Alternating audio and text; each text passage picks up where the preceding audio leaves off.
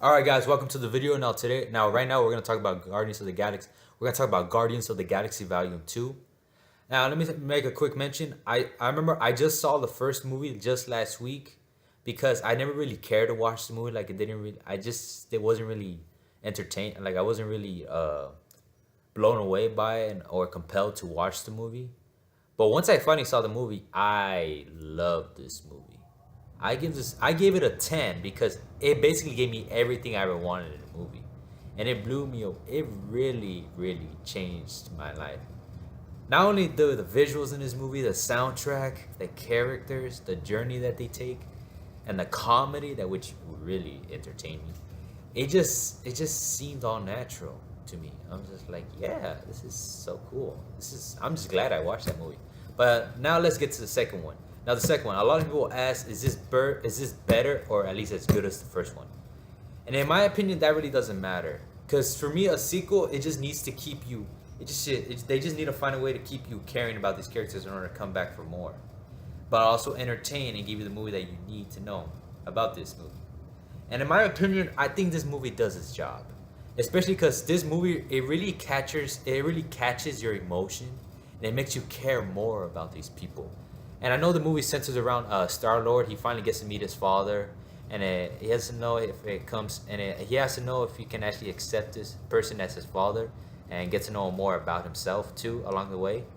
But also, it also dives more into the fact of who is truly your family, who are the people that truly care about you, and who should you really truly care about. And this movie actually captures you beautifully, especially the ending. Like it really gets you so hard because all these because everybody because in this movie it makes a certain attempt to get you to get to know these people a lot more, and the reasons of why they became the person that they are now. In which case, yeah, it really got me emotionally. Like near the ending of this movie, the finale, I was nearly in tears when I saw this movie. I wanted to cry. I could actually feel the tears in my eye, just wanting to come out. I didn't, but but it really did got me. Like I really love this movie too. And one thing about and the villains of this movie too is more the villains. They look like these gold people, and they really a big part of the movie, but they weren't that interesting. They weren't that interesting, but they didn't really have them part of the movie for the most part, in which it really didn't bother me.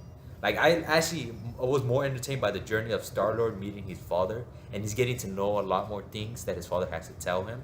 Like that was the best part of the movie too, and it gets more into what are the secrets and what is his father's intentions now that he's found them, which really blew me away. It really blew my mind away. But plus the comedy in this movie, oh my gosh, it was way better than the first movie. I give it away that. There's nonstop. There's really isn't a really a dull moment in this movie when it comes to the comedy and entertainment value. Like you can look at this movie and it looks beautiful. It really does. But the comedy is what really drives this movie to entertainment because it's mostly centered around Raccoon and Drax. Now Drax, he actually was really funny in this movie. I remember my best joke involved Star Lord, Drax, and this one lady who looks like an insect that they meet. Like that was the best scene. That was the best scene when it comes to comedy. I give it that. I give it that. It was really funny. Oh my gosh. Also, what really surprised me is just that my favorite character of this movie is happened to be Yondu because he actually had a big role in this movie. He was a lot more in this movie than he was in the first one, and it really got me to respect him a lot more. I give it that. Like I care about this guy now. But overall, I actually find this the only problems I have with this movie is basically just the beginning because it starts off because there's like a big action scene at the beginning, and I just really thought it was to me it started dragging a little bit started dragging, but soon enough it starts picking off once we start getting more into where this plot is going to in the story. That's basically it.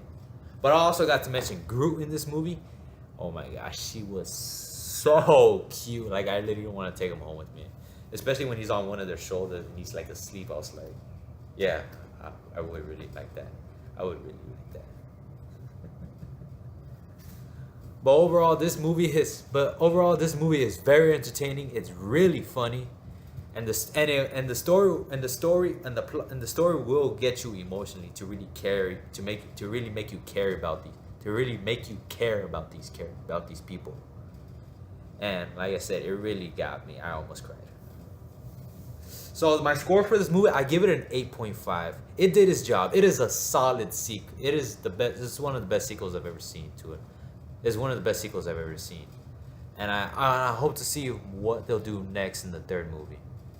But overall, guys, thank you for watching the video, and I hope to bring more videos to show you guys soon.